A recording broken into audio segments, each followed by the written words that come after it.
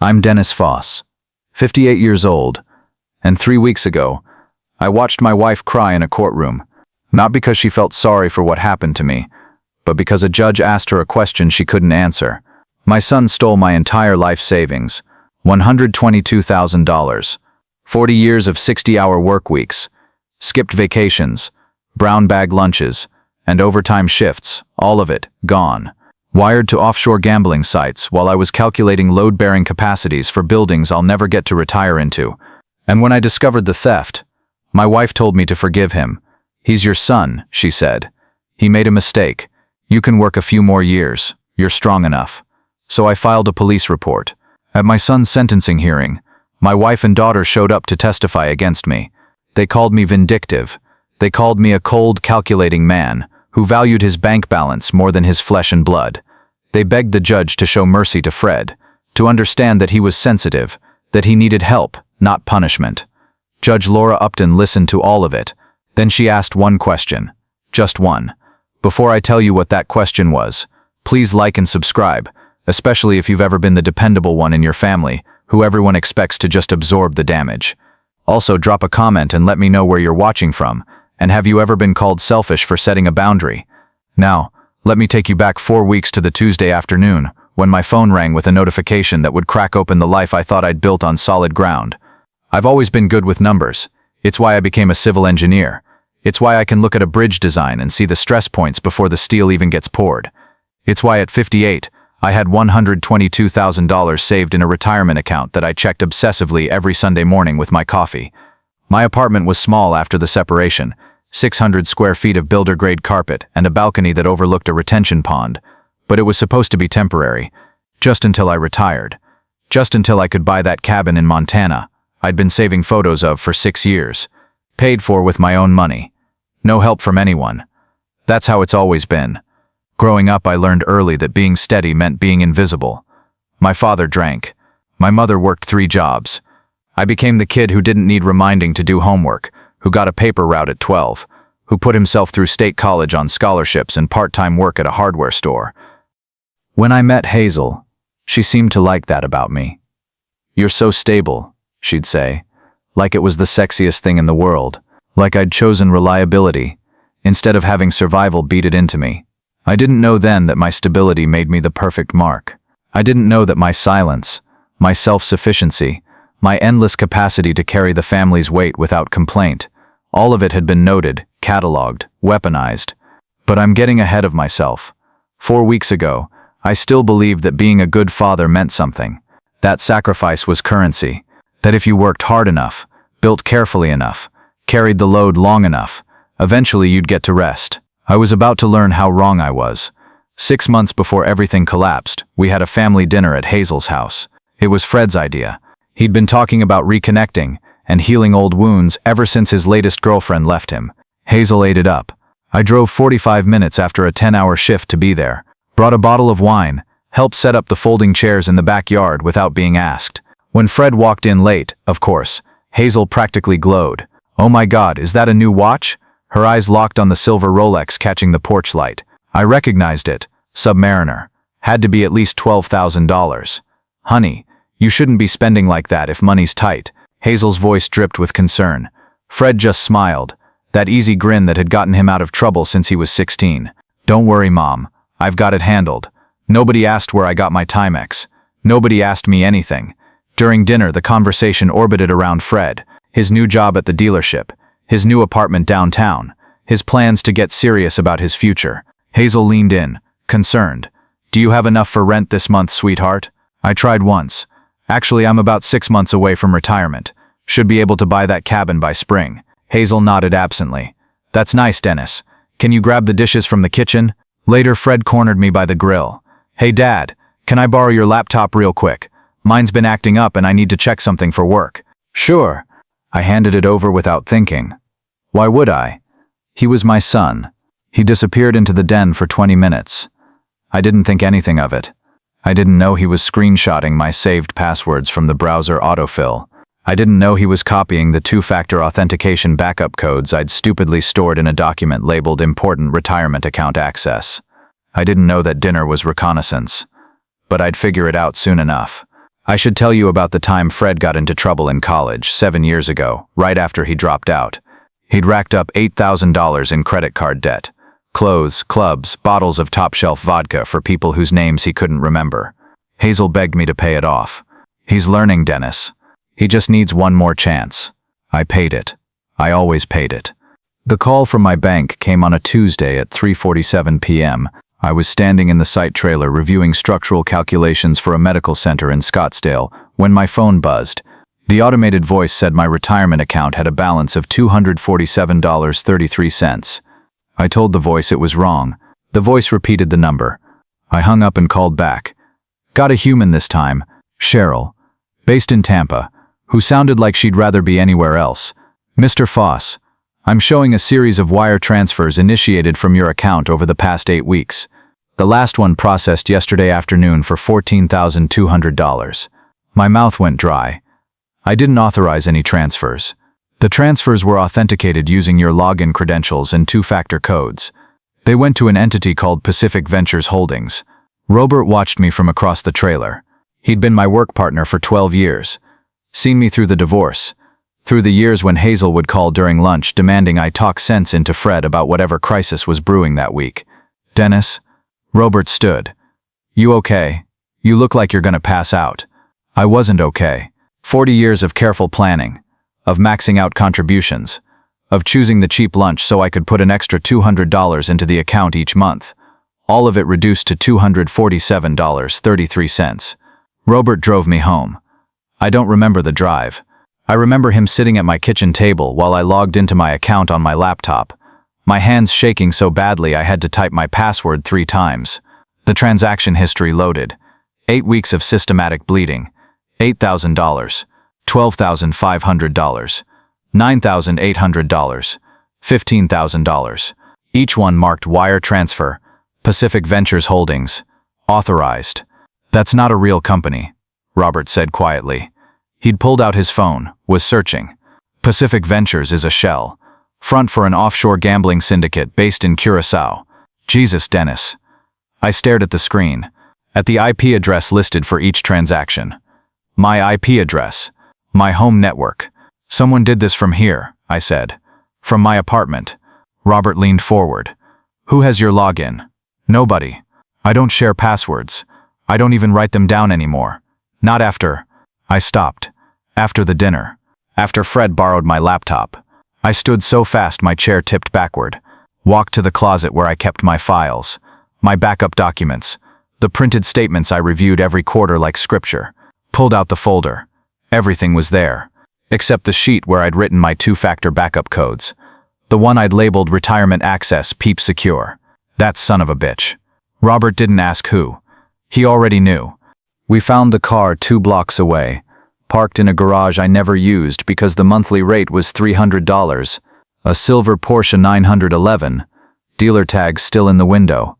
I knew the VIN check would come back to Fred before I even called it in. Robert found the spare key under the floor mat. This is what, 80 grand? Try $120,000. That's last year's Turbo S. My son had bought a car that cost more than my entire retirement savings, had parked it 2 blocks from my apartment like a trophy, like a middle finger. I drove to Hazel's house at 7 p.m., called Andy and Genevieve on the way, told them we were having a family meeting, didn't tell them why. Andy, 26 and still trying to prove he wasn't Fred, said he'd be there. Genevieve, 29 and always ready to referee, said she was bringing her husband Mark for moral support. Fred's truck was in the driveway when I arrived. A lifted F-250 with custom rims that probably cost more than I made in a month. Hazel opened the door wearing the face she always wore when I showed up unannounced. Half annoyance, half resignation. Dennis, what's this about? I'm in the middle of my program. Get Fred. Get everyone in the living room. Now. Something in my voice made her step back. She called upstairs.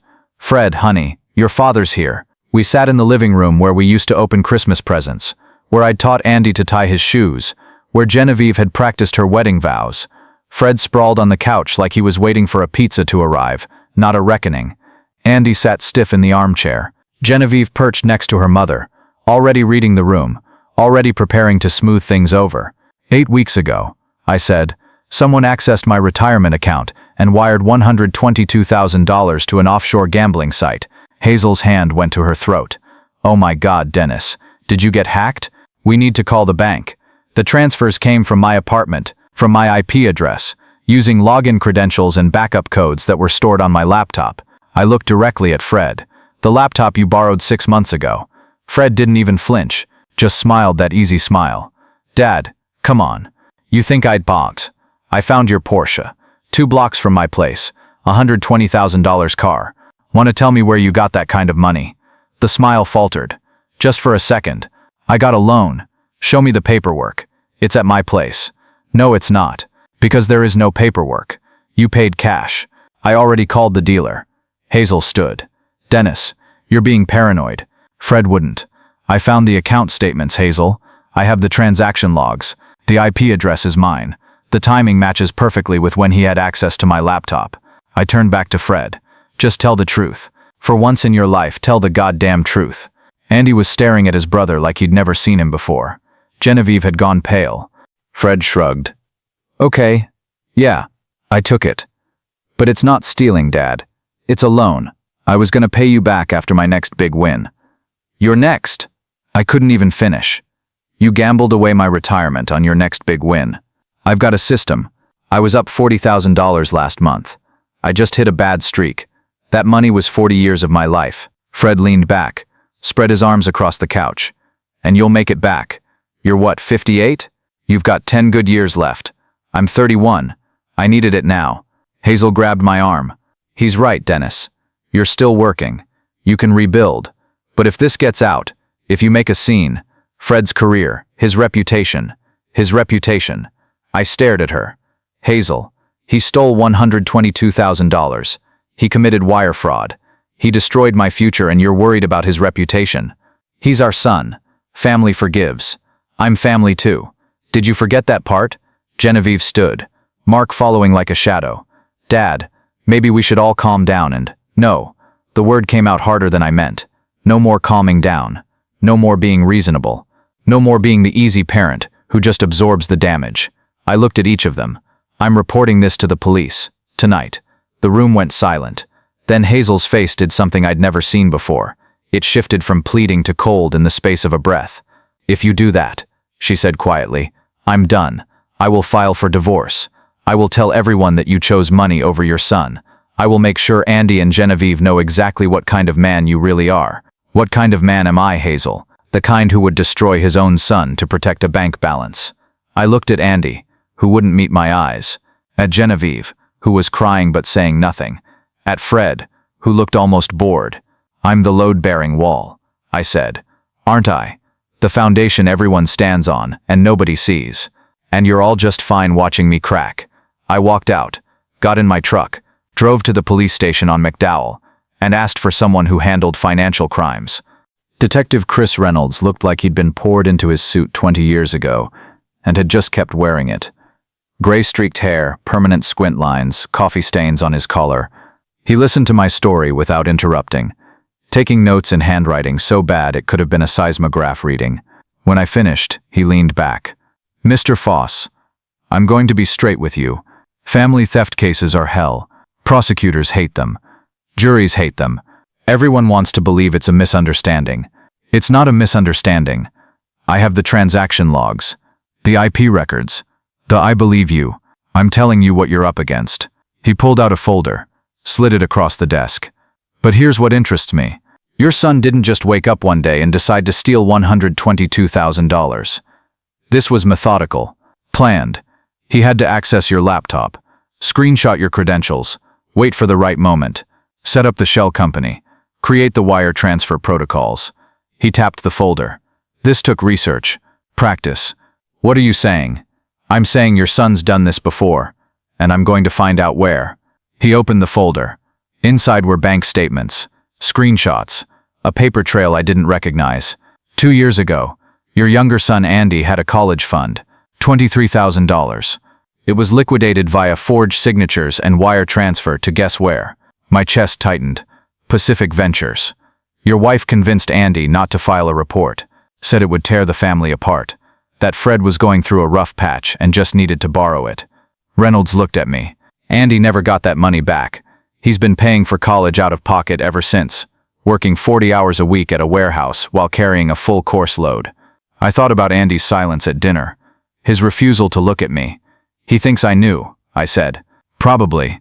Your wife's been running interference for Fred for years, making excuses, covering tracks. When I pulled Fred's financials, I found 5 other suspicious transactions, small enough to avoid detection, but consistent enough to show pattern.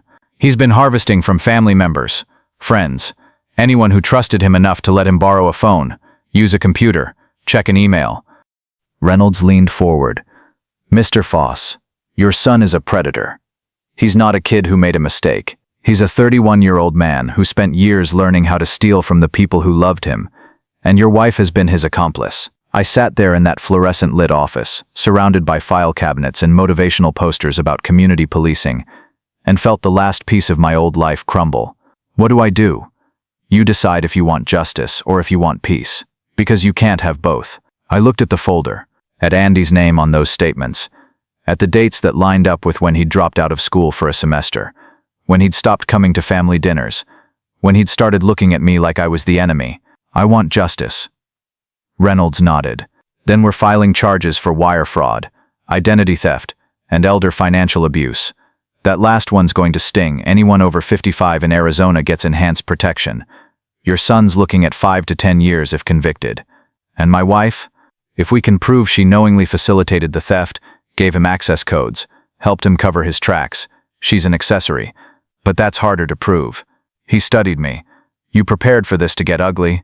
It's already ugly. I'm just done pretending it's not. He picked up his phone, started dialing. Then let's get started. The arrest warrant was issued on a Friday. Fred was picked up Sunday night at some bottle service club in Old Town Scottsdale, surrounded by people half his age who scattered the moment the badges came out. Hazel called me at 11 p.m., screaming so loud I had to hold the phone away from my ear. They handcuffed him, Dennis. In front of everyone. Do you understand what you've done? Do you have any idea how humiliating? He stole $122,000. He's your son, and you just destroyed his life because of your goddamn ego. I hung up, turned off my phone, sat in my apartment, still half unpacked from the separation, and tried to remember the last time Hazel had asked how I was doing, how I was feeling, if I was okay. I couldn't. The next morning, Genevieve's number flashed on my screen. I almost didn't answer. Dad. Her voice was tight, controlled. We need to talk about what you're doing to this family. What I'm doing. Mom's a wreck. Fred's in jail. Andy won't talk to anyone. And you're tearing us apart over money. It's not about the money, General. It's about 40 years of my life that Fred gambled away like it meant nothing. He made a mistake. People make mistakes. This wasn't a mistake. Detective Reynolds showed me the pattern. Fred's been stealing from all of us for years. He took Andy's college fund. Did you know that? Silence. Then Andy should have handled that privately.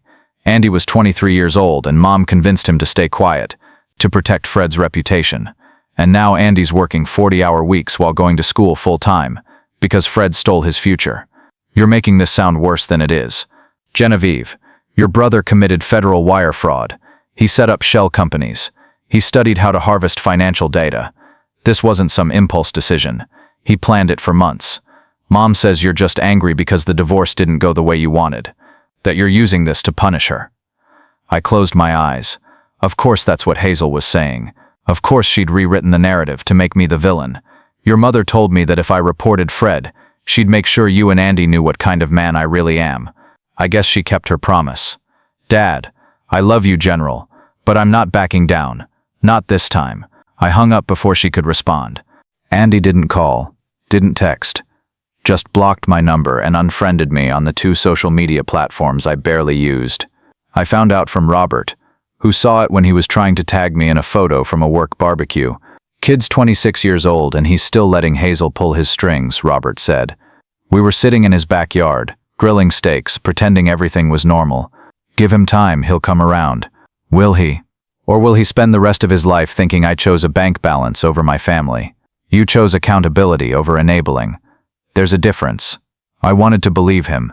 But sitting in my apartment that night, 600 square feet that smelled like paint primer and regret, I felt like a stranger to my own life. The photo albums were in storage.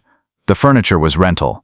The walls were blank because I couldn't decide if this was temporary or if this was just who I was now. The man nobody wanted to look at because looking at me meant seeing their own complicity. The arraignment was set for 3 weeks later. My lawyer Janet Rios told me to prepare for Hazel and the kids to testify for Fred. That family members almost always closed ranks against the outsider, even when the outsider was the victim. They're going to paint you as the villain, she said. Cold, distant, money-obsessed. They'll make Fred sound like a misunderstood kid who made a desperate choice because his father was emotionally unavailable.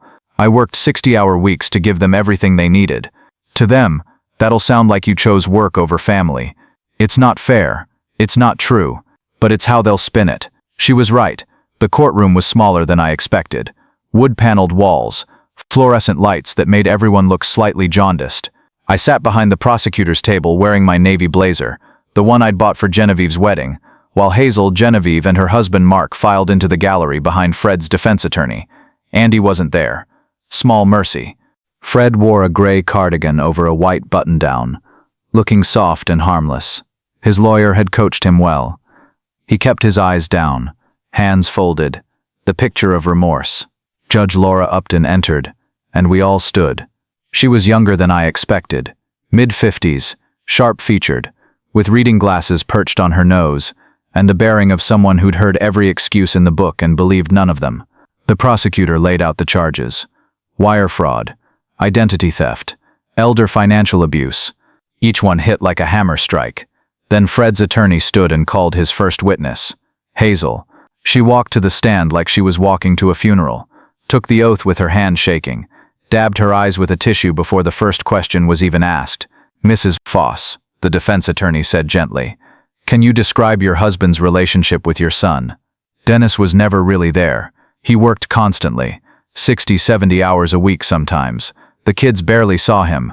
When Fred was struggling, when he needed guidance, Dennis was always at the office or on a job site.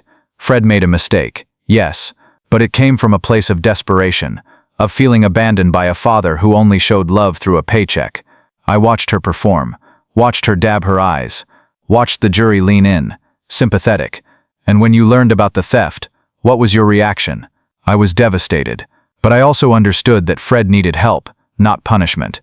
I begged Dennis to handle this privately, to get Fred into therapy, into a program, but Dennis refused. He only cared about the money. Did you attempt to mediate? I offered to get a job, to help pay it back. Dennis wouldn't even consider it. He went straight to the police. She looked directly at me. He wanted revenge. The prosecutor didn't object. Janet had warned me this was coming, that we'd get our turn. Genevieve testified next, said I'd missed her dance recitals, her graduation, that Fred had been the one to help her move into her first apartment while I was too busy with work, that I'd always been emotionally distant, that money was the only language I spoke. She didn't mention that I'd paid for her college, her wedding, her car. She made it sound like I was some Scrooge figure counting coins in a back room while my family suffered. When she stepped down, she wouldn't look at me. Then it was the prosecutor's turn. She called Detective Reynolds first. He walked through the evidence with the bored efficiency of someone who'd testified 1,000 times, showed the timeline, the pattern, the methodical way Fred had harvested data, set up shell companies, executed transfers. This wasn't a desperate son borrowing from his father, Reynolds said. This was a calculated theft that took months of planning. She showed the jury the records of Andy's college fund, the dates Hazel had convinced him not to file charges, the 5 other suspicious transactions that showed pattern and practice. Then she called me. I walked to the stand feeling every one of my 58 years, took the oath, sat down. Mr. Foss, your wife testified that you prioritized work over family. Is that accurate? I worked to provide for my family. Every hour was for them. Did you miss family events? Sometimes, when a project deadline couldn't move. But I was there for the important things. Birthdays, holidays, graduations. Your wife said she offered to help pay back the stolen funds. Is that true? She mentioned it once, in passing, while also telling me that if I didn't drop the charges, she'd divorce me and make sure our children knew I chose money over them. Did she take any concrete steps to help repay the $122,000? No. She didn't get a job, didn't sell any assets, didn't liquidate her retirement account. She expected me to absorb the loss and keep working into my 70s, so Fred could walk away clean. How long until your planned retirement? 6 months. I was 6 months away from retiring at 58 and buying a cabin I'd been saving for since I was 30. And now I'll be working until I physically can't anymore. If I'm lucky, I might retire at 70, maybe 75. The prosecutor let that sit. Let the jury imagine working until 75 to pay for a crime you didn't commit. Then came the closing arguments. The defense painted Fred as a troubled son failed by an absent father. The prosecution painted him as a calculating thief who'd targeted his entire family. Judge Upton called a brief recess. When we returned, she looked at Hazel. Mrs. Foss, you testified that your husband is vindictive, that he values money over family. Yes, Your Honor. I have a question for you. Judge Upton leaned forward slightly. Since this theft was discovered, since you learned your son stole $122,000 from your husband's retirement account, have you offered to go back to work? Have you liquidated any of your own assets? Sold your jewelry, your car, your retirement savings? Have you taken any concrete action to ensure your husband isn't left destitute by your son's crime? The courtroom went silent. Hazel's mouth opened, closed. I offered. Have you gone back to work? No. But, have you sold any assets? It's not that simple. It seems quite simple to me. Your husband spent 40 years building a retirement fund. Your son stole it, and you've done nothing to help restore what was taken except demand that your husband work until he dies to cover the loss. Judge Upton's voice was cold, clinical. You call him vindictive for seeking justice. But what would you call a wife who expects her husband to suffer the consequences of a crime he didn't commit while she does nothing to alleviate his burden? Hazel's face went white, then red. She looked at me with something I'd never seen before. Pure, undiluted hatred. Tell me, Mrs. Foss, did it ever occur to you that forcing your husband to work another 10 or 15 years to give up the retirement he earned, to sacrifice the future he built, might also be a form of cruelty? Or does cruelty only count when it affects your son? No one in the courtroom moved. Even Fred looked shaken. Judge Upton sat back. I've heard enough. Sentencing will be scheduled for next month. This court is adjourned. The gavel struck. The room erupted. Hazel was crying. Real tears this time. The kind that came from rage and humiliation. Genevieve rushed to her side, throwing me a look that could strip paint. Fred was led out in handcuffs. He looked back once. Not at Hazel. Not at his sister. At me. And for the first time since this started, I saw something other than entitlement in his face. I saw fear. Sentencing came 4 weeks later.